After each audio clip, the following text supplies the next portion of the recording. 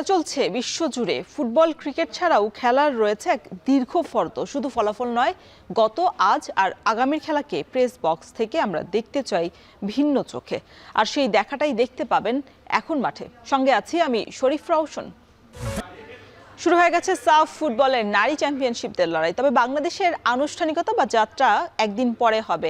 28 তারিখে প্রথম ম্যাচ বাংলাদেশের। সেক্ষেত্রে বাংলাদেশের ফুটবলাররা এখন কিন্তু আনুষ্ঠানিক অনুশীলন শুরু করেছে ভারতের গোয়ার জওহরলাল নেহরু স্টেডিয়ামে।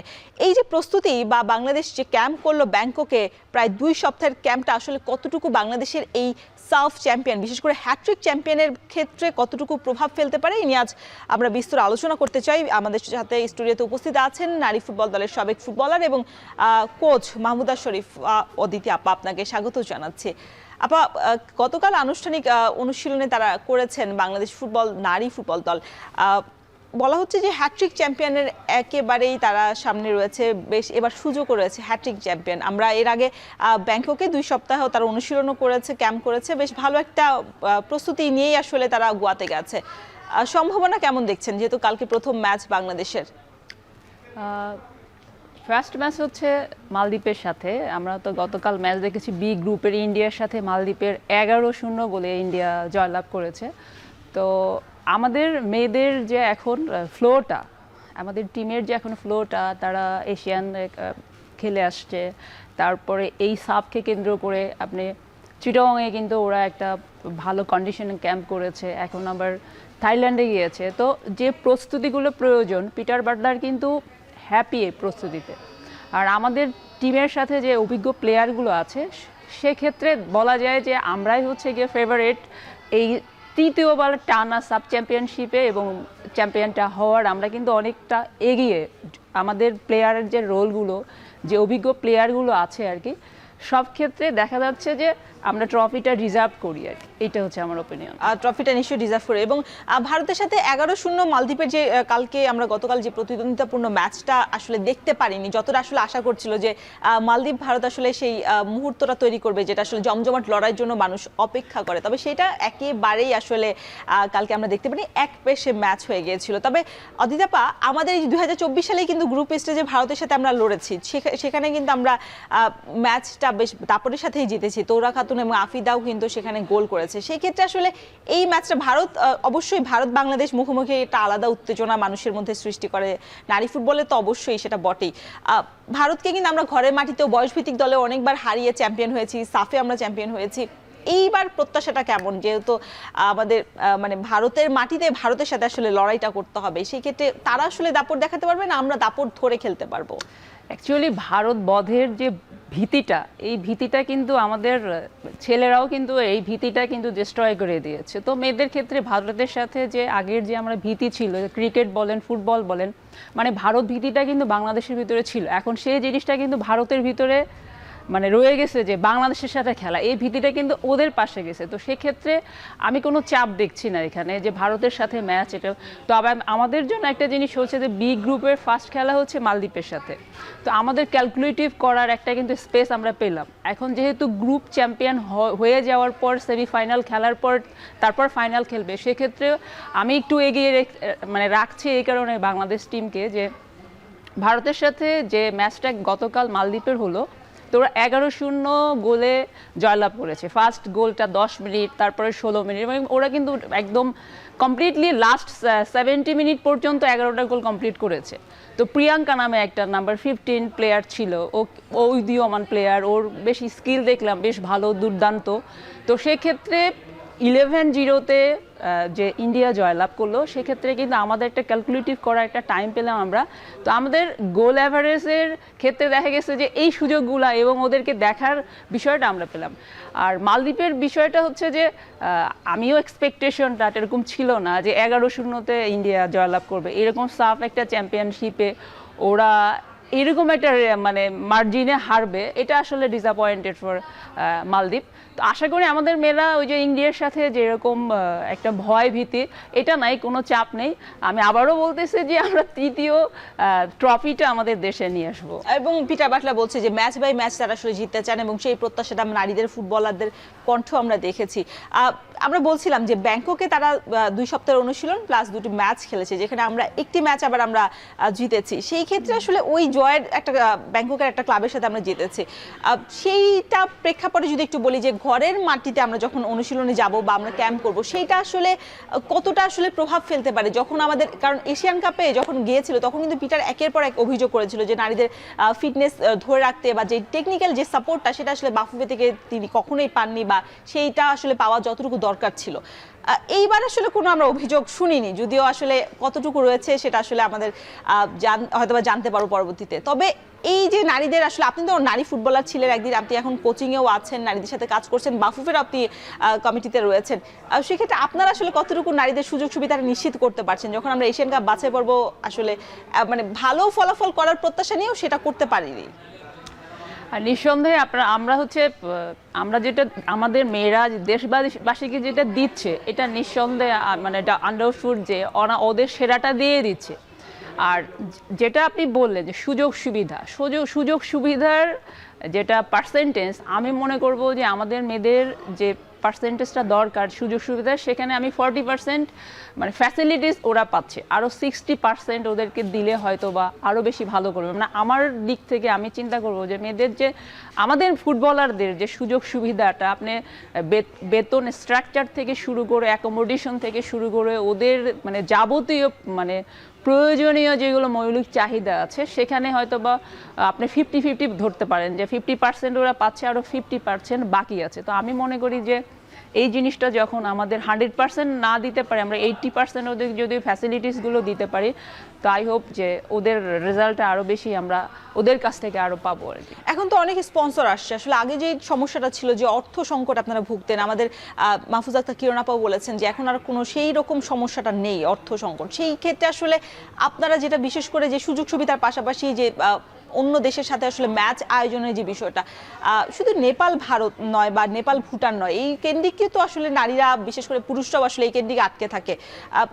হয়তো বা জাপান হতে পারে, মালয়েশিয়া হতে পারে, বা ভালো ভালো যেই দলগুলো আছে, রাশিয়া হতে পারে, এই দলগুলোর সাথে আসলে মেয়েদের যে সব সময় ম্যাচ উইন্ডোতে আসলে ম্যাচ আয়োজনের যে প্রবণতা, সেটা আসলে বাফুফের এখনো হয়েছে কিনা ফিফা উইন্ডো কাজে লাগানো অ্যাকুরেট ভাবে? দেখেন, আমরা কিন্তু বিগত দিনগুলোতে বিগত কিছু 1 বছর আগেও কিন্তু মেয়েরা পার্টিসিপেট করার জন্য যেতে পারেনি, যে আমাদের অর্থনৈতিক সমস্যা। বর্তমান যে কমিটি এসছে, আপনি দেখেন যে আপনার মেন উইমেন দুইটাতে কিন্তু ফ্লো চলতেছে। ফুটবলের যে বাংলাদেশের জোয়ার, বর্তমান কমিটি আসছে যে ফুটবলের যে বাংলাদেশের জোয়ার, আপনি দেখেন যে কিছুদিন গত পরশু দিন হচ্ছে গিয়া গ্রাসরুট যে প্রোগ্রামটা হলো, এফসির যে গ্রাসরুট প্রোগ্রামটা হলো ওয়ার্ল্ড ডে, সেটা কিন্তু বাংলাদেশের মধ্যে একটা আলোড়ন সৃষ্টি করছে। একটার পর একটা কিন্তু খেলা চলতেছে।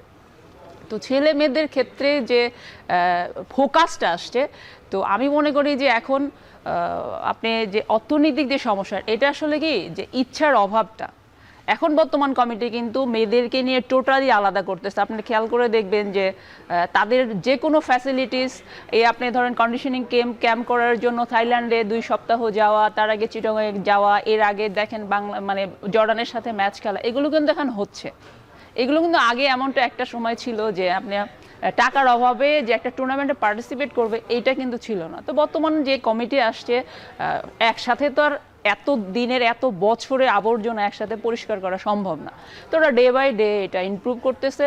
আই হোপ এটা আরও সামনের দিকে আরও ভালো হবে মেয়েদের ক্ষেত্রে। আপনি বলছিলেন যে গ্রাসরুট প্রোগ্রাম, আপনার কথা ধরে একটা প্রশ্ন করতে চাই। আপনারা তো সব প্রোগ্রামই মোটামুটি শামসুল হুদা একাডেমি যেটা যশোরে আছেন, সেই একাডেমি কেন্দ্রিকে কেন আপনাদের সবগুলো প্রোগ্রাম রাখতে হয়? বা যখন ডেলিগেটরা আসেন বাইরে থেকে, এফসি থেকে যারা আসেন পরিদর্শনে, সেখানেই কেন সবগুলো প্রোগ্রাম, বা ওই একাডেমিকে কেন আপনারা পরিদর্শনের জন্য নিয়ে যান? অন্য একাডেমি অনেক রয়েছে বাংলাদেশে, সেই জায়গা থেকে কখনোই আমরা দেখিনি ওই জায়গাটা আপনারা মানে কাজে লাগিয়েছেন বা তাদেরকে দেখানোর জন্য নিয়ে গেছেন।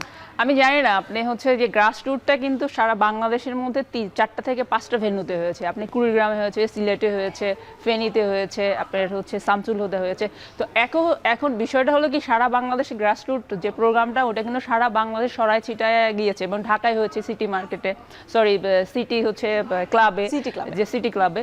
তো সেখানে কিন্তু আমাদের স্পোর্টস মিনিস্টার ছিলেন ওখানে। তো বিষয়টা হচ্ছে কি যে বাইরের ডেলিগেটসটা আসে ওই জায়গায় আমি আসতেছি, সেটা হচ্ছে যে ফ্যাসিলিটিস গুলো আপনি হচ্ছে দেখবেন যে একজন, আপনি যদি 5 জন কোচ থাকে, ভালো কোচ, তার মধ্যেও কিন্তু 5 জনের মধ্যে কিন্তু আপনি টপার অবশ্যই আপনি পারবেন, 1 থেকে 5 পর্যন্ত নাম্বারিং করতে পারবেন। তো সারা বাংলাদেশে যতগুলো একাডেমি রয়েছে, তো সেক্ষেত্রে দেখা যায় শামসুল হুদা একাডেমি, যেটা বিশ্বমানের না হলেও মানে বাংলাদেশের একটা টপার একাডেমি, যেখানে কিনা সব ধরনের ফ্যাসিলিটিস আপনি সামহাও দিতে পারবেন। তো আপনি বাইরে থেকে ডেলিগেটস আসলে নিশ্চয়ই আপনি হয়তো চাবেন না যে বাংলাদেশের ভাবমূর্তিটা নষ্ট হোক। সেক্ষেত্রে হয়তোবা আমি জানি না, তারপরে আমি আমার দিক থেকে বলছি যে হয়তোবা এই কারণে সব ধরনের ফ্যাসিলিটিস ওখানে আছে বিধায় হয়তো দেশের বাইরে থেকে যারা ডেলিগেটস আসে তাদের হয়তো খুব দ্রুত কমিউনিকেশনের জন্য ওই জায়গাটাতে যাওয়া হয়। অনেক সময় দেখা যায় যে যারা ফাইন্ড আউট করতে আসেন, আমরা কদিন আগে দেখেছি যে এফসি 3 জন প্রতিনিধি দল এসেছে, বাংলাদেশের ক্লাব লিগগুলো আসলে কেমন চলে বা কি অবস্থা, আর সেই জায়গায় আমরা দেখলাম যে ফর্টিস এফসিতে নিয়ে গিয়েছে, বসুন্ধরা কিংসে তারা ম্যাচ দেখাতে নিয়ে গেছে। এটা তো আসলে আমাদের ক্লাবের আসল চিত্র না, প্রকৃতি চিত্র হচ্ছে আমাদের চিত্রটা কুমিল্লার ধীরেন্দ্রনাথ স্টেডিয়াম, যেটা আমরা পানির মধ্যে বৃষ্টি আসলেই খেলা বন্ধ হয়ে যায়। আমরা গাজীপুরের যে মাঠটা, সেটার অবস্থা, প্রকৃত চিত্রটা আসলে এটাই। এই প্রকৃত চিত্রটা কি আপনারা আসলে লুকানোর চেষ্টা করছেন কিনা শুধু একটা একাডেমিকে নিয়ে? কারণ একাডেমি তো আসলে বহুল, আমরা অনেকের কাছে শুনেছি যারা একাডেমি নিয়ে কাজ করছেন, যারা ফুটবলারদের নিয়ে কাজ করছেন, তারা বলছে যে আসলে এই জায়গাটাতে ফোকাস হওয়া আরো বেশি প্রয়োজন, শুধু একটা কেন্দ্রিক কেন?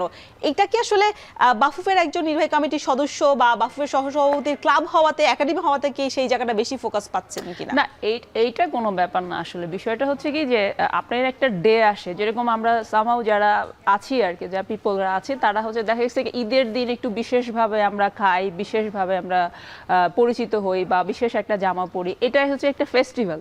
তো বাইরে থেকে যখন ডেলিগেটসরা আসে বা এই ধরনের কিছু, তো আমাদের দেশের যে প্রবলেমগুলো, আপনি যদি প্রবলেমগুলো স্টার্টিংয়ে দেন, বাইরে থেকে যারা আসবে তাদেরকে ওই প্রবলেম, ধীরেন্দ্রনাথ যদি যায়, আপনি কুমিল্লা ধীরেন্দ্রনাথ যদি আপনি যান, ওখানে আছে যে ফ্যাসিলিটিসগুলো আছে, তো বাইরে থেকে যে আসবে তো খারাপ থেকে শুরু করবে। তো আমাদের দেশের যে প্রবলেমগুলো আছে সেগুলো তো আসলে এই কমিটির যদি 1.5 বছরের বয়স হয়, 1.5 বছরে তো এটা আসলে সলভ করা সম্ভব না। তারা হচ্ছে ভালো দিক থেকে শুরু করে স্টার্ট করেছে, খারাপ দিকগুলো আস্তে আস্তে কিন্তু এটা সলভ করার কিন্তু চেষ্টা করেছে। তো আপনি যদি বলেন যে কেন এফসি থেকে প্রতিনিধি নিয়ে এসে ধীরেন্দ্রনাথ কেন নিয়ে যাওয়া হচ্ছে না, তা আপনি নিজেও তো চাবেন না যে একটা ফেস্টিভ মুডে যদি থাকি। আমি বিগত দিনগুলোতে যারা ওয়ার্কার, ধরেন রিক্সা পুলারে বলি, ওরা তো বিশেষ করে দেখে যে ঈদের দিন একটা ভালো কিছু খাবে, প্রতিদিন তো খাচ্ছে না।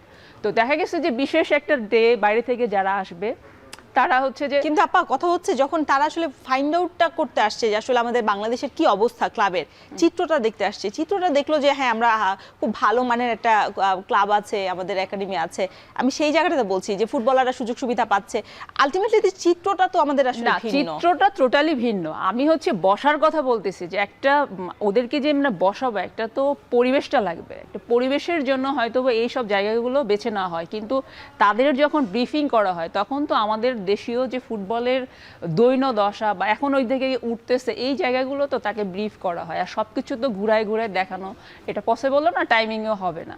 বাইরে থেকে অনেক কিছু বোঝা যায়, বলা যায়, কিন্তু কাজ করতে গেলে আপনি কতটুকু টাইম দিবেন? আমি যে বাংলাদেশের যে আপনার ভেন্যুগুলো ঘুরে ঘুরে দেখাবো, আদৌ কি ওদের এই টাইমগুলো আছে কিনা, এইগুলো অনেক মানে বোঝার বিষয় আছে আর কি। তো একটা মিটিংয়ের জন্য ওরা কতক্ষণ টাইম নিয়ে আসুক, যদি ওনারা আসে 15 দিনের জন্য, তাহলে না বাংলাদেশের চিত্র, আপনি এত বছরের, আপনি স্বাধীনতা থেকে 50 বছরের বাংলাদেশের ফুটবলের যে দৈন্যদশা, যে চিত্র ভালো মন্দ দেখে একটা এফসি থেকে প্রতিনিধি আসবে 3-4 ঘন্টা টাইম দিবে, আপনি কি করে এই সবগুলো জিনিস আপনি ওনাদেরকে বলতে পারবেন? এই জন্য নিশ্চয়ই এটা সম্ভব না। যদি 15 দিন বা 15 ডেজ বা 1 মান্থের জন্য কোনো ডেলিগেটস বা কোনো প্রতিনিধি আসে, দেন আপনি একদম গ্রাসরুট গ্রাসরুট থেকে টপ লেভেল পর্যন্ত আপনি ফুটবলটাকে আপনাদেরকে দিতে পারবেন। তো যেহেতু টেবিল ওয়ার্ক হয় ওখানে, হয়তো 2-3 ঘন্টার একটা মিটিং হয়, সেই ক্ষেত্রে একটা ভালো জায়গায় বসে সবগুলো ব্রিফ করা হয়। আমার মনে হয় এই ধরনের কোনো কিছু হবে। আচ্ছা, আমরা আবারও সাফ আলোচনায় ফিরতে চাই নারীদের, যেহেতু আগামীকাল একদিন মাত্র অনুশীলন পাবে, তারপরে আসলে ঈদের দিন মেয়েরা মাঠে নামবে। এর আগেও তো আসলে ঈদের দিন তারা মাঠে প্রচুর খেলেছে, বিশেষ করে বয়সভিত্তিক দলেও তারা দেশের বাইরে মাঠে বাংলাদেশের হয়ে প্রতিনিধিত্ব করেছে। সেই ক্ষেত্রে আসলে বাংলাদেশের যে বর্তমান অবস্থা, আমরা দেখছি যে মারিয়া মান্ডাকে শেষ মুহূর্তে পিটার বাটলার ক্যাপ্টেন হিসেবে তারা পছন্দ করে নিয়েছেন। এর আগে মারিয়া মান্ডার সহ অধিনায়কত্ব করার তার অভিজ্ঞতা রয়েছে, সাবিনা খাতুনের সাথে করেছেন, আফিদার সাথে করেছেন। এই চাপটা কি আসলে কোনো চাপ হয়েছে কিনা ম্যাচের আগের একদম খুব কাছাকাছি সময়? কারণ বাংলাদেশে যখন তারা ছেড়েছেন তখনও আফিদা খন্দকার ছিল, তারপর ব্যাংককে যখন খেলেছে তখনও আফিদা খন্দকারই আসলে অধিনায়কত্ব ছিল। মেন্টালি আসলে আফিদা খন্দকার বা মারিয়া মান্ডার উপরে আসলে কোনো চাপ হয়ে গেল কিনা? আসলে বিষয়টা কিন্তু খুব ইজি করে নেওয়া যায়। সেটা হচ্ছে যে যখন একটা আমাদের একটু ছোট্ট ডিজাস্টার এসেছিল, যে বাংলাদেশ নারী ফুটবলারদের উপরে আপনাদের একটা দুই পক্ষের একটা মত বিরোধিতা ছিল, সেই সময়টা কিন্তু পিটার বাটলার আফিদাকে ওই জায়গায় স্থান দিয়েছে।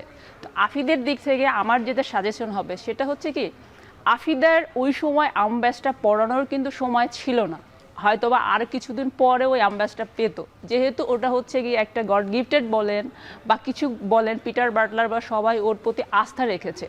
তো এইটা হচ্ছে কি, আপনি সময়ের আগে যদি কোনো জিনিস একটা পেয়ে যায়, যেহেতু এক্সপেকটেশনটা ছাড়া আমি পেয়েছি, তো এটার উপর আমার এত বেশি এক্সপেকটেশন রাখা উচিত হবে না। ওই সময় পিটার বাটলার বা প্রতিনিধিরা মনে করেছে যে ঠিক আছে আমরা আফিদাকে স্টার্ট করি। তো আফিদার কিন্তু সময় হয় না অ্যাম্বাসডার পড়ার। আপনি আমার সাথে একমত হবে কিনা, আমি আমার ব্যক্তিগত দিক থেকে আমি বলতেছি। তো যেহেতু প্রয়োজনে হোক আর অপ্রয়োজনে হোক, যে কোনো কাজের জন্য হোক আফিদার অ্যাম্বাসডার দেওয়া হয়েছে, তো আফিদা সবসময় রেডি থাকতে হবে যে না ঠিক আছে, এইটা ধরে রাখার আমার কোনো চ্যালেঞ্জ না। ওর ধরে রাখার চ্যালেঞ্জ হচ্ছে ওর পারফরমেন্স। ওর পারফরমেন্স বলতে কি, ও হচ্ছে যে লেভেলের প্লেয়ার, যে বয়স ওর। অদিতাপা, এই ক্যাপ্টেন্সি নিয়ে আমরা আরো অনেক আলাপ করবো, সাফ নিয়ে আলাপ রয়েছে অনেক জায়গা। একটা বিরতি নিতে হচ্ছে। দর্শক, নিচ্ছি ছোট্ট একটা বিরতি, ফিরছি একটু পরই।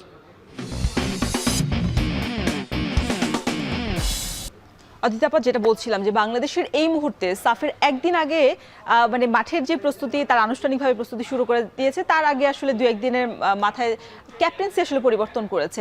আপনি বলছিলেন যে অধিনায়কত্ব আসলে যে কোনো সময় পরিবর্তন করা যায়, তবে দলের মধ্যে এটা আসলে কোনো প্রভাব ফেলে কিনা? কারণ আমরা দেখেছি যে সাবিনা ঋতুপর্ণারা যখন ভাগ হয়ে গেছে, বিদ্রোহ ঘোষণা করেছে, তখন দুটো দলে ভাগ হয়ে গেছে, এবং তারপরে আসলে জুনিয়রদের যে জায়গা, আফিদা খন্দকার আসলে দায়িত্বটা নিয়েছে, নেতৃত্ব দেওয়া শুরু করেছে। এরপর অনেক ম্যাচ করেছে, বিশেষ করে এশিয়ান কাপের মূল পর্বে তার নেতৃত্বে আসলে দল খেলেছে।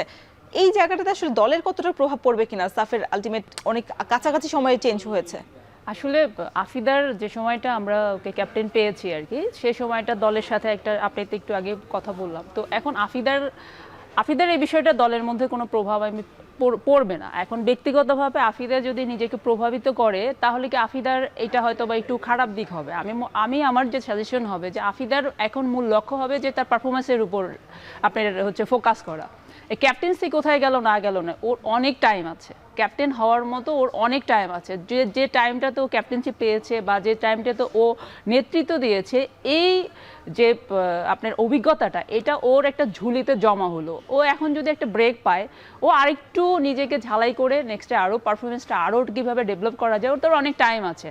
আর আপনি জানেন যে একটা টিমের মধ্যে অনেক সিনিয়ররা আছে, তারা বাটলারের সাথে দীর্ঘদিন কাজ করার পর একটা হয়তো বাটলারও রাখছিল যে তোমরা বিদ্রোহ ঘোষণা করেছো, তোমাদেরকে কেন ক্যাপ্টেন্সি দিব। তো সেক্ষেত্রে যে সিনিয়ররা থাকে, তো অনেক ক্ষেত্রে হয় কি যে টিমের মধ্যে একটা বন্ডিংয়ের বিষয় থাকে, হয়তো বা জুনিয়রের, আমি এটা মানে নাও হইতে পারে। তো এই ক্ষেত্রে আমি মনে করবো ক্যাপ্টেন্সি দিয়ে মানে টিমের মধ্যে কোনো হট্টগোলের কোনো চান্স নাই। আর আফিদার এটা খুব সুন্দরভাবে এটা মেনে নেওয়া উচিত। আর মারিয়াও অনেক দুর্দান্ত প্লেয়ার, ওরও অনেক অভিজ্ঞতা আছে, এর আগে ও সাবেক অধিনায়ক হিসেবে কাজ করেছে। তো মারিয়ার জন্য এটা আর একটা চ্যালেঞ্জ। তো আমি সব কিছু মনে করি যে এগুলো সব কিছু ভুলে গিয়ে, ক্যাপ্টেন্সি কোথায় না কোথায়, এগুলো সব কিছু ভুলে গিয়ে আমাদের ফোকাস হবে যে টানা যে তৃতীয় শিরোপাটা, এই যে ঈদের দিন ওরা মাঠে নামবে, এই কষ্টের বিষয়টা সবকিছু মিলে আমরা উদযাপিত করতে চাই, এটা বড় এনজয় করতে চাই। আপনি বলছেন যে আসলে হ্যাট্রিক চ্যাম্পিয়নের একটা সম্ভাবনা রয়েছে, আমরা একটু দেখতে চাই যে বাংলাদেশ এর আগে আসলে বাংলাদেশ 2010 সাল থেকে কিন্তু সাফ চ্যাম্পিয়ন শুরু করেছিল এবং প্রায় এক দশক সাবিনার অধীনে তারা এই কাজটা করেছে। আমরা দেখতে চাই বাংলাদেশ পরপর 2022-24 এবং এইবার যদি চ্যাম্পিয়ন হয় তাহলে হ্যাট্রিক শিরোপা হবে এবং এর আগেও বাংলাদেশ একবার খেলেছিল, তবে রানার আপ হয়েছিল, সেটা 2016 সালে ভারতের বিপক্ষে, ব্যবধানটা ছিল 3-1। তারপর আমরা দেখছি যে 2022 সালে নেপালের সাথে 3-1 ব্যবধানে বাংলাদেশ চ্যাম্পিয়ন হয়েছিল এবং 2024 সালে সেই নেপালকে আসলে হারিয়েছে। এইবার আসলে যেহেতু মালদ্বীপ এবং ভারতের সাথে তারা পড়েছে এক গ্রুপে এবং পরবর্তীতে দেখা যাবে যে সেই জায়গাটাতে আসলে ধাপে ধাপে যখন আসবে, এখন তো গ্রুপ পর্ব এখনো শুরুই হয়নি, বাংলাদেশ স্টাডি করেনি, গ্রুপ পর্বের পর দেখা যাবে নকআউট পর্ব, তারপরে হচ্ছে সেমিফাইনাল, তারপরে ফাইনাল আসবে। অনেক দূরের একটা পথ, দীর্ঘ একটা পথ আসলে পাড়ি দিতে হবে। 6 তারিখে তাদের শেষ হয়ে যাবে যদি বাংলাদেশ শেষ পর্যন্ত আসলে জার্নিটা কভার করতে পারে। আমরা দেখছি দলে আনিয়া রানিয়া সিদ্দিকে আছেন, মাঝ মাঠের মারিয়া মান্ডা, তোহরা খাতুন, বেশ ভালো ভালো স্ট্রাইকারও আছেন, শামসুন্নাহার আছেন। সব মিলে দলটা আসলে কেমন হতে যাচ্ছে, একাদশে আসলে থাকবে কিনা? কারণ আপনি বলছিলেন যে আফিদা খন্দকার অধিনায়কত্ব ছেড়ে দিয়েছে, আফিদা খন্দকারের থাকার পসিবিলিটি আসলে কতটুকু, যেহেতু আমরা গত বেশ কয়েকটা ম্যাচে আসলে তাকে সেইভাবে তার যে পারফরমেন্স বিগত সময় আমরা দেখেছি, সেই পারফরমেন্সটা গত 3-4 ম্যাচ ধরে আমরা দেখিনি। আসলে প্রত্যেকটা প্লেয়ারের যারা প্রফেশনালি প্লেয়ার, যারা প্রফেশন প্লেয়ার, তাদের প্রত্যেকটা প্লেয়ারেরই কিন্তু একটা গ্রাফ হয়। আপনি টপ লেভেলের দেখবেন যে একটা পর্যায়ে, তারপরে আবার গ্রাফ হয়, তো এইগুলো মেনে নিতে হয়, ওই প্লেয়িং ক্যারিয়ার টাইমে এগুলো মেনে নিতে হয়। তো আফিদা ও হচ্ছে যে একটা গ্রাফ আছে, এখন যেভাবে ওর কাছে পিটার হচ্ছে এক্সপেকটেশন করতেছে সেই অনুযায়ী হয়তো বা ও পারফরমেন্স দিতে পারতেছে না, বা আমি জানি না এটা হইতে পারে। তো প্রত্যেকটা প্লেয়ারের গ্রাফ হয়। আর আমাদের স্কোয়াডে যে প্লেয়ারগুলো আছে, আপনার ম্যাক্সিমাম 15-16 জন আছে, যেটা ইনস্ট্যান্ট আর কি 11-এ খেলতে পারবে যে কোনো টাইমে। আপনি 15 থেকে 16 জন প্লেয়ার যে কোনো টাইমে তারা 11-এ খেলার মতো ক্যাপাবিলিটি তাদের আছে। আর এখন মালদ্বীপের ম্যাচ আমরা দেখলাম, ওদের স্ট্র্যাটেজি, ওদের প্লেয়িং স্টাইল, এগুলো দেখে হয়তো বা একাদশটা সাজানো হবে, এই হচ্ছে বিষয় আর কি। মানে সেই জায়গায় আসলে কারা বাদ পড়তে পারেন, কারণ সব আপনি বলছেন যে 15 থেকে 16 জন প্লেয়ার আসলে আছেন একাদশে, সেক্ষেত্রে আসলে কারা আসলে এগিয়ে থাকবেন? কারণ আমরা দেখেছি যে রিপা আছে, তোহরা খাতুন আছে, মনিকা চাকমা, মোটামুটি সব। বিশেষ করে গোলকিপারের প্রশ্নটা দ্বিতীয়তে থাকলো যে আসলে 3 জন গোলকিপার রয়েছে, মিলি আক্তার রয়েছে, স্বর্ণা আছে, আমাদের রূপনা চাকমা আছে, দীর্ঘদিনের 2022 সাল থেকে দলটাকে গোলকিপিংয়ে সাপোর্ট দিয়ে যাচ্ছে। সেই জায়গায় আসলে এইবার আসলে গোল পোস্টটাকে কে সামাল দিবে আর কোন জায়গায় আসলে কাকে আমরা দেখতে পাবো? আনিকা রানিয়া সিদ্দিকীকে যেভাবে আসলে বলা হয় যে বিদেশি ফুটবলার, বেশ ভালো, সে দৌড়ের গতিতেও আসলে বেশি এগিয়ে থাকে বাংলাদেশের অন্যান্য ফুটবলারের চেয়ে, তার জায়গাটাতে আসলে পিটার বাটলার কখনোই আসলে সেইভাবে আমাদেরকে চমক দেখাতে পারেনি যে প্রথম ম্যাচেই তিনি যখন এসেছে প্রথম ম্যাচেই তাকে নামিয়ে দিয়েছে। ব্যাপারটা তা না, তাকে রেস্ট দিয়ে ডাগ আউটে বসে তারপরে আসলে দেখানো হয়েছে, নামানো হয়েছে। এইবার আসলে কোনো চমক থাকবে কিনা? আসলে চমকের বিষয় হচ্ছে যে আপনি গোলকিপারের কথা বললেন, গোলকিপারের যে রূপনা চাকমা, স্বর্ণা আছে, আর মিলি আক্তার ফোকাসটা তো আমরা দেখতে পেলাম এশিয়ান গেমসে, তার অনবদ্য যে পারফরমেন্স। এখন রূপনার ক্ষেত্রে, রূপনা হচ্ছে অনেক অভিজ্ঞ প্লেয়ার, ঠিক আছে, তো ও আপনার হচ্ছে যে আমাদের যে গোলকিপাররা আছে, তো রূপনাকে যদি খেলাইতে পারে সেটাও কোনো সমস্যা নেই। আর যারা গোলকিপার বাকিরা আছে তাদের যদি খেলে কোনো সমস্যা নেই, যে কোনো কিপারকে খেলালে আমি মনে হয় তারা। কারণ গ্রুপ পর্বে আসলে আমাদের যে প্রতিপক্ষ ভারত এবং মালদ্বীপ, তাদের হাইট আসলে খুব বেশি, মানে বেশি না, যেহেতু আমরা দেখেছি রাশানদের অনেক বেশি হাইট থাকে। সেক্ষেত্রে আমরা রূপনাকেও খেলাইতে পারি, এটা আসলে। আর ও যে একটু ইনজুর্ড ছিল, তো রূপনা এখন টোটালি যদি ফিট থাকে, আই হোপ যদি রূপনাকে চান্স দেওয়া যায় ও ভালো করবে। ও এইসব সাফের বিষয়গুলো, ও এশিয়ান কান্ট্রির এইসব গেমগুলো অনেক ভালো করে। আচ্ছা, আমাদের দেখা যায় যে আমরা ফিনিশিং এর সমস্যা আসলে পুরুষ ফুটবলারদের মতো এই জায়গায় আসলে ফিনিশারের সমস্যা আমরা দেখি। তোহরা খাতুন, শামসুন্নাহার জুনিয়ররা আছেন, সেই জায়গায় এইবার আসলে কার মানে দখলটা থাকবে গোল ব্যবধানে? আমরা দেখেছি আফিদা খন্দকারও কিন্তু নিচ থেকে উঠে উপরে এসে কিন্তু তিনিও গোল করার রেকর্ড রয়েছে। যদি আসলে শঙ্কাই জেগেছে আফিদা খন্দকার দলে এবার সেরা একাদশে থাকবে কিনা মালদ্বীপের বিপক্ষে, তারপর আসলে কার কোথায় থাকার, মানে থাকলে আসলে কোন পজিশনটা ভালো হবে? এবং আপনি তো কোচিংও করান, সেক্ষেত্রে পিটার বাটলারের যে কৌশলটা এতদিন আমরা দেখেছি, কখনো সফল হয়েছে, কখনো আসলে তারা সফলতা পাননি, সেক্ষেত্রে কোন জায়গায় কোন কৌশলটা হলে ভালো হবে এবারে সাফে?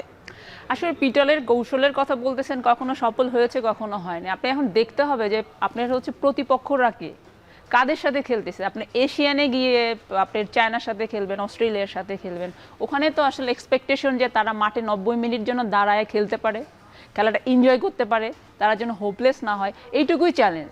আর যেটা আপনি বলবেন যে আপনার সাফের গণ্ডিতে, তো সাফের গণ্ডিতে ও গতবার চ্যাম্পিয়ন হয়ে দেখিয়েছে যে না, আমরা চোখ রাঙিয়ে সাফকে কথা বলি। তো এখন টানা তৃতীয়বার সাব চ্যাম্পিয়ন হবে, অবশ্যই ওর শিষ্যরা, এবং এটা ভালো কোনো রেজাল্ট হবে। আর গোলের কথা যেটা বললেন আপনি, শামসুন নাহার জুনিয়র, আমাদের শামসুন নাহার যে জুনিয়র আছে, ওর কিন্তু গোল দেওয়ার যে ক্ষুধাটা, ও হচ্ছে বক্সের ভিতরে যে ওর হচ্ছে যে অ্যাগ্রেশনটা, এক্সিলারেশনটা, এটা কিন্তু আসলে মানে মাইন্ড ব্লোয়িং, এটা দেখার মতো। আপনি সেক্ষেত্রে দুই একটা ভালো বল, ভালো মানের পাসিং বল যদি ঋতু পায়, সেক্ষেত্রে ঋতুও কিন্তু অনেক স্কোর করার একটা অভিজ্ঞতা ওর অনেক বড় বেশি আছে। রানিয়া সিদ্দিকীর কথা বললেন, রানিয়া সিদ্দিকী আসলে হয়েছে কি যে আপনি যত বড় মাপের প্লেয়ার হন না কেন, আপনার এই কালচারের সাথে ওর কালচারটা কোথায়, ও বড় হয়েছে কোথায়, ও খেলেছে কোথায়, কোন স্টাইলে ও ফুটবলটা খেলে, ওদের পাসের ধরন। আর আমাদের মেয়েদের সাথে মেন্টালিটি অ্যাডজাস্ট করে এরকম বড় বড় মঞ্চে খেলাটা কিন্তু এত সহজ বিষয় না। আমি অনেক বড় প্লেয়ার গিয়ে আমি মনে করেন যে ওদের সাথে অ্যাডজাস্টমেন্টের কিন্তু অনেক বড় ব্যাপার আছে। তো রানিয়া সিদ্দিকের ক্ষেত্রে কখনো কখনো মুহুমুহু ক্ষেত্রে একটু জ্বলে উঠতেছে, আবার কখনো কখনো ল্যাক করতেছে। কেন ল্যাক করতেছে? এটা হচ্ছে যে কম্বিনেশনের যে বিষয়টা, টিমের সাথে ওর দীর্ঘদিনের যে একটা মানে একটা ওদের কম্বিনেশনটা, এটা কিন্তু অনেক বড় ব্যাপার। তো day by day Rania Siddiqui যদি এটা টিমের সাথে ইনভলভ হইতে পারে, তাহলে কিন্তু ওর পারফরমেন্সটা আরও বেশি ডেভেলপ হবে। তো আমার স্কোরিংয়ের ক্ষেত্রে আপনি এখানে দেখেন মারিয়া বা মনিকাও কিন্তু লং রেঞ্জ শ্যুটগুলো, ওরা কিন্তু মানে পটু, যেটা বলে পটু, মারিয়া কিন্তু লং রেঞ্জ শ্যুটগুলো কিন্তু অনেক বড় পটু, যেটা বললাম আমি। তো সেক্ষেত্রে আমাদের অ্যাটাকিং জোনটা কিন্তু গোল স্কোরিং করার জন্য কিন্তু বহুত ক্যাপাবল, তারা যে কোনো সময় যে কোনো ধরনের কিন্তু অ্যাক্সিডেন্ট তারা করে দিতে পারে।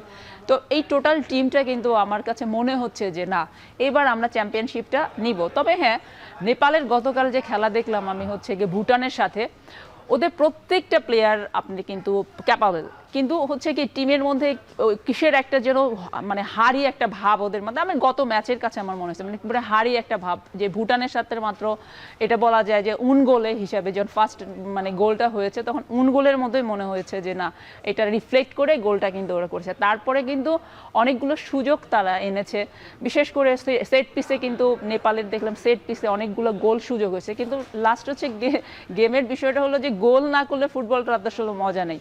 ওই লাস্ট 1-0 স্কোরে কিন্তু ভুটানের সাথে নেপালের, তবে নেপাল টিমটা কিন্তু খুব কম্পিটিটিভ, ওরা কিন্তু খুবই এগ্রেসিভ ফুটবলটা খেলতেছে। তো সেক্ষেত্রে আমাদের বাংলাদেশের মেয়েরা যদি কুল অ্যান্ড কোয়াইটভাবে খেলে, আমি আবারও বলতেছি যে আমাদের ট্রফিটা কিন্তু তৃতীয়বারের মতো আমরা উদযাপন করতে পারবো। কোচের কৌশলটা কি হবে বা কি হওয়া উচিত, এবার এটা নিয়ে আসলে আলোচনা করব, তবে বিরতির পর। দর্শক, নিচ্ছি ছোট্ট একটা বিরতি, ফিরছি একটু পরে।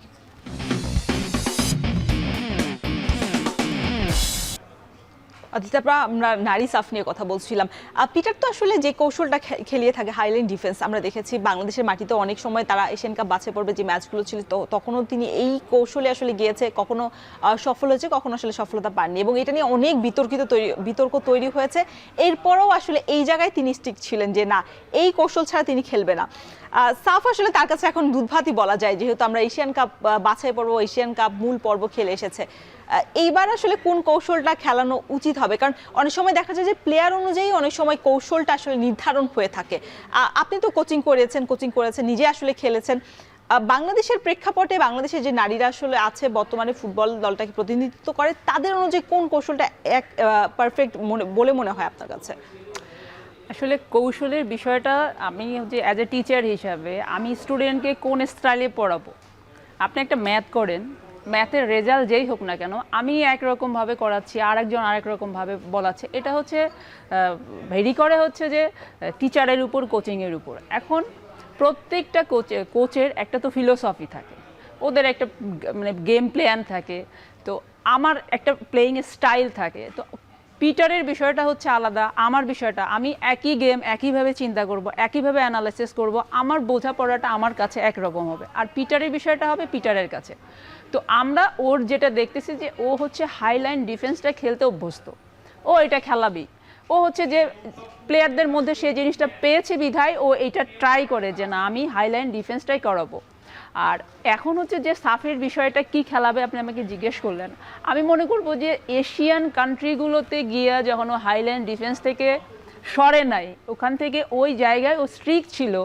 সেখানে তো তারা অনেক বেশি মোর মনে করেন যে হচ্ছে স্পিডি, তাদের হচ্ছে স্ট্র্যাটেজি, তাদের ক্যাপাবিলিটি, তাদের স্ট্রেংথ, তাদের সব কিছুই কিন্তু আমাদের থেকে অনেক বেশি বেটার ছিল। সেখানে তো পিটার চিন্তা করতো যে না, আমি লো লাইন ডিফেন্স খেলি। সেই সময় যখন পিটার ওই সব জায়গায় গিয়েও হাইলাইন ডিফেন্স খেলেছে, কাউকে পাত্তা দেয়নি, কোনো চিন্তা তার করেনি, তার জায়গায় সে স্ট্রিক্ট ছিল, তার ফিলোসফিতে সে স্ট্রিক্ট ছিল। তো আমি মনে করি যে এই সাফের গণ্ডিতে এসে যে কিনা অনেক বেশি আপনার কনফিডেন্স আছে, সেখানে এসে ও হাইলাইন ডিফেন্সের চেয়ে লো লাইন বা অন্য কিছু হয়তো চিন্তা করবে না, ওইটা দিয়েই শুরু করবে। আমার মনে হয় যে এরকম কিছু। আচ্ছা, আমরা শুরুতে বলছিলাম যে মেয়েদের সুযোগ সুবিধা, আপনার নিশ্চয়ই মনে আছে 2024 সালে যখন আমরা সাফ জিতে এসেছি তখনই কিন্তু বলা হয়েছিল, একটা ঘোষণা করা হয়েছিল যে বাফুফে থেকে 1.5 কোটি টাকার একটা প্রাইজ মানি আসলে ফুটবলারদেরকে দেওয়া হবে, এবং 2 বছর পার হয়ে আরেকটা সাফ চলে এসেছে, এখনো সেই টাকাটা পৌঁছায়নি। যদিও যখনই আসলে আমরা জিজ্ঞেস করি যারা দায়িত্বপ্রাপ্ত রয়েছেন, তারা তখনই আসলে উত্তরটা দেন এইভাবে যে তারা আসলে ফ্যাসিলিটির দিকে বেশি মনোযোগ হচ্ছেন। তবে কথা হচ্ছে একটা প্রাইজ মানিতে আসলে একটা খেলোয়াড়কে উৎসাহ দেওয়ার জন্য, তাহলে সেই সময় যখন তারা কথাটা বলে দিয়েছেন বা বলেছেন, তারা সেই কথাটা কেন তারা পূরণ করতে পারেনি? বাফুফে সভাপতি তাবিদ আওয়াল অনেক সময় অনেক কথাই বলেন, তারা সর্বোচ্চটা চেষ্টা করেন। সেই চেষ্টাটা আসলে নারীদের জন্য কতটা? আমরা দেখেছি যে হোটেলে যখন তারা থাকেন বা তারা অনেকবার অনেক পরিবর্তন করেছে, অনেক হোটেল, নিম্নমানের হোটেল বলতে 2nd ক্লাস বা 2nd স্টার বা 3rd স্টার হোটেলেও আসলে 3 স্টার হোটেলে এসেও বাংলাদেশের নারীদেরকে রাখা হয়েছে। এমন হয়েছে ক্যাম্পে রেখেই সাফের টাকা দিয়ে অন্য কাজ করা হয়েছে, তবে হোটেলে পাঠানো হয়নি। সেই জায়গাও নারীরা ফেস করেছে। এখন বাংলাদেশের যে বর্তমান অবস্থা রয়েছে, সেই জায়গায় আসলে এই 1.5 কোটি টাকা আসলে খুব বেশি টাকা কিনা? কারণ নারীদের একটা বিষয়, কারণ সব নারীরা আসলে তৃণমূল পর্যায়ে থেকে উঠে এসেছে, তাদের অনেক আসলে পিছুটান রয়েছে। সেই টাকাটা আসলে কতটুকু মানে যৌক্তিক ছিল কিনা দেয়া নির্ধারিত সময়ের মধ্যে? বারংবার আসলে সময় পিছিয়েও সেই টাকাটা এখনো অ্যাকাউন্টে আসলে পৌঁছায়নি, ঢুকেনি বা নারীদের। অ্যাকচুয়ালি আপনি যে কথাগুলো বললেন, মানে এইটার কি কোনো প্রুফ আছে আপনার যে না, যারা মানে আশ্বাস দিয়েছে যে না আমি এই চ্যাম্পিয়ন মেয়েদেরকে 2 কোটি টাকা দিব বা 50 লাখ টাকা দিব বা 30 লাখ টাকা দিব, জাস্ট ওরা ঘোষণা দিয়েছে, আমরা শুনেছি। আদৌ ওই টাকাটা ওরা বাফুফের ফান্ডে দিয়েছে কিনা, আদৌ বাফুফে এই টাকাটা খরচ করেছে কিনা, এটা কিন্তু ধোঁয়াশা। এটা প্রুফের কিছু নাই তো। ওটা যখন আমরা দায়িত্বপ্রাপ্ত যারা আছেন বা সহসভাপতি যারা আছেন, তারাই আসলে বলছেন যে এখনো তারা দিতে পারেননি। সো তারাই যখন বলছেন, আলটিমেটলি তারা ঘোষণা দিয়ে যখন তারাই আবার পিছুপা হচ্ছেন, সেই জায়গাটা আসলে ওই জায়গাটা তো বলার দরকারই বা কি ছিল? আমি যতটুকু শুনেছি যে বাফুফে তাবিদ আওয়াল তিনি তো বলে দিয়েছেন, ঘোষণা দিয়েছেন, তবে যারা আসলে নির্বাহী কমিটির সদস্যরা, তারা পরবর্তীতে আসলে পিছুপা হয়েছেন পুরো টাকাটা দিতে, তাদেরকে সহযোগিতা করতে। তো যেহেতু আপনি সবকিছুই জানেন, অ্যাটলিস্ট এই কথাটা সরাসরি তাদেরকে বলে এই রেজাল্টটা তো আপনি পাবেন। এই জায়গাটা হচ্ছে তাবিদ, এটা খুব বেশি কিছু আমি জানি না, আর এটা আমি অ্যানসারও আমার কাছে নাই। না, যখন আপনি তো ক্লাবের কোচিং করান, কোচ হিসেবে ছিলেন, নারীদের সাথে ছিলেন, আপনি নিজে একজন নারী ফুটবলার, এই ধরনের যে উচ্ছ্বাস দেওয়ার জন্য প্রণোদনা বা যেই প্রাইজ মানিটা দেওয়া হয়, এটা আসলে খেলোয়াড়দের কতটুকু বুস্ট আপ করতে কাজে লাগে আর কি, বিশেষ করে যখন এরকম চ্যাম্পিয়ন হয়ে আসে বারংবার, তারপরে যখন এরকম ঘোষণা? না, আপনার কথা ঠিক আছে, আবার পাশাপাশি আমরা জানি মেয়েদের ফ্যাসিলিটিসের বিষয়টা বলছে বা যে ওদের যে যতটুকু তারা পেয়েছে, এটা একটা গিফট বলেন, তো এই জায়গা থেকে আমি এত ক্লিয়ার না। তবে বর্তমানে নারীদের যে ফ্যাসিলিটিসটা দেয়া হচ্ছে, এখানে কিন্তু আসলে আমরা মৌখিকভাবে হিসাব করি, কারণ আমি তো মিটিংগুলোতে থাকি, অনেক সময় কম্পিটিশন কমিটির মিটিংগুলোতে থাকি, মানে আয় ব্যয়ের যখন হিসাবগুলো হয়, একটা টুর্নামেন্টকে ঘিরে যখন কথা হয়, একটা লিগকে ঘিরে যখন কথা হয় যে আয়ের উৎস কী আর ব্যয়ের উৎস কী, আসলে কি আমরা ওই জায়গায় এত হাত বাঁধা, এত মনে করেন যে হাত পা বাঁধা থাকে যে চাইলে অনেক কিছু করা সম্ভব হয় না। এটা তো 2-1 হাজারের বিষয় না, এটা কোটি কোটি টাকার বিষয়। তো আমরা দূর থেকে অনেক কিছু ভাবতে পারি। তো এগুলো কিন্তু আস্তে আস্তে বদলাচ্ছে, রঙগুলো বদলাচ্ছে। আমি এই কমিটির 1.5 বছরের মধ্যে আপনার সব জায়গাতে একটা কথা আছে বাংলা প্রবাদ, যে সব জায়গায় ব্যথা ওষুধ দিব কোথা, মানে এরকম একটা বিষয়। তো এত বছরের, এত 17-18 বছরের যে আপনার পচনশীল জিনিসটা আস্তে আস্তে ক্লিয়ার করতে কিন্তু অনেক টাইম লাগে। না, এটা নিশ্চয়ই আসলে আমরা পরিস্থিতিটা বা চিত্রটা নিশ্চয়ই সভাপতি জানতেন, জেনে আসলে এই ঘোষণাটা দিয়েছেন। তারপর আসলে নারীদেরও আক্ষেপ হয় যে কেন তাহলে ঘোষণাটাই আসলো, কেন আসলে পূরণ হচ্ছে না। অদিতি আপা, আরো অনেক আলাপ রয়েছে, তবে বিরতি নিতে হচ্ছে। দর্শক, নিচ্ছি ছোট্ট একটা বিরতি, ফিরছি একটু পরেই।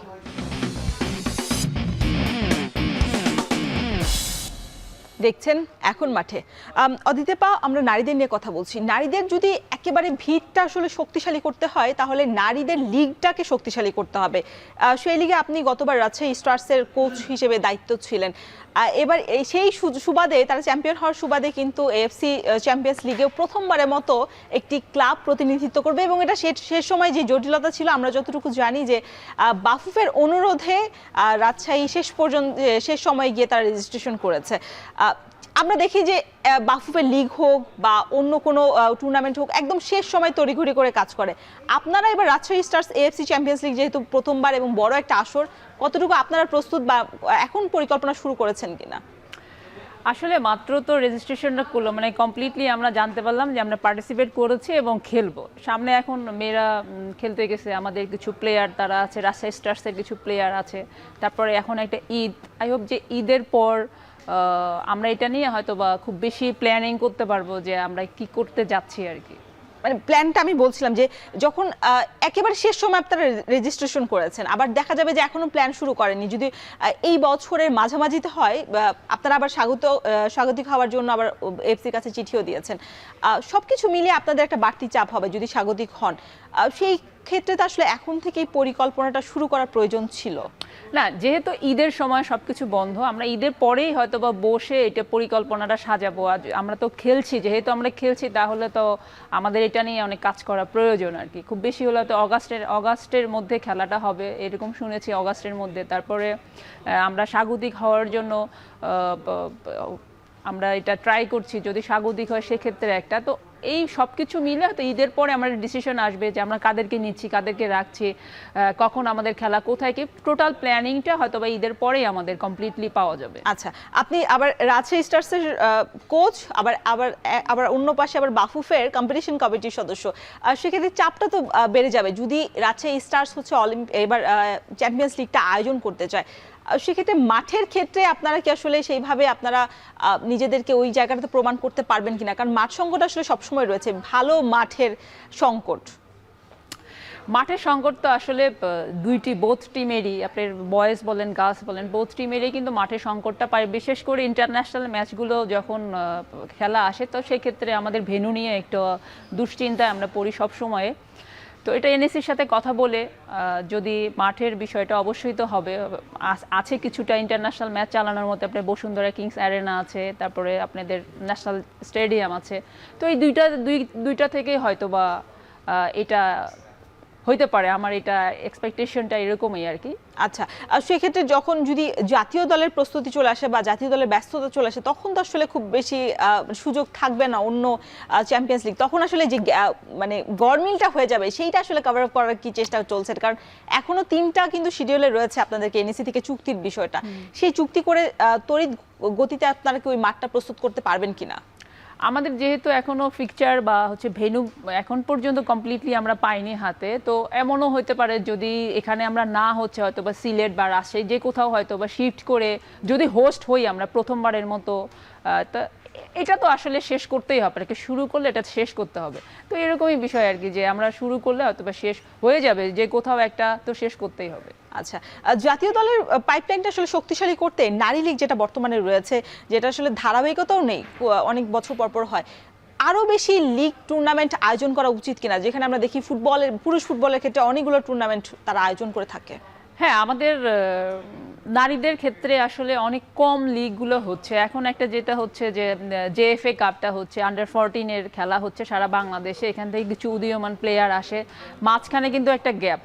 তো আমাদের উচিত যে আমাদের আন্ডার 17 হোক বা আন্ডার 19 হোক, শুধুমাত্র এই ক্যাটাগরি প্লেয়ারের, এই এজ লেভেলের প্লেয়ারের যদি লিগ করা যায়, মানে ন্যাশনাল টিম না, আপনার আন্ডার 14 টু আপনার 17 বলেন আর 19 বলেন, এই লেভেলের মাঝখানে যদি একটা লিগ আয়োজন করা যায়, আমি মনে করি যে ন্যাশনাল টিমের পাইপলাইনটা আরও একটু সমৃদ্ধ হবে এবং অনেক স্ট্রং হবে আর কি। কিন্তু এটা করা খুবই উচিত এবং ম্যান্ডেটরি আমি মনে করতেছি যে এটা ওমেন্স উইং থেকে এইটা তাগিদা দিয়ে শুধু নামকা ওয়াস্তে একটা লিগ আমি করে ফেললাম, এটা না করে যদি এজ ভিত্তিক কিছু লিগ করা যায়, প্রতি বছর আয়োজন করা যায়, সেখান থেকে আসলে ধাপে ধাপে ফুটবলাররা উঠে আসবে।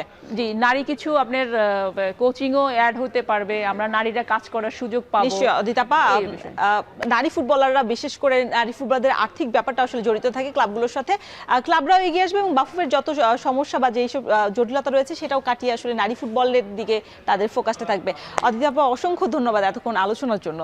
দর্শক, শেষ করছে এখন মাঠের আজকের আয়োজন। এতক্ষণ সঙ্গে থাকার জন্য সবাইকে ধন্যবাদ।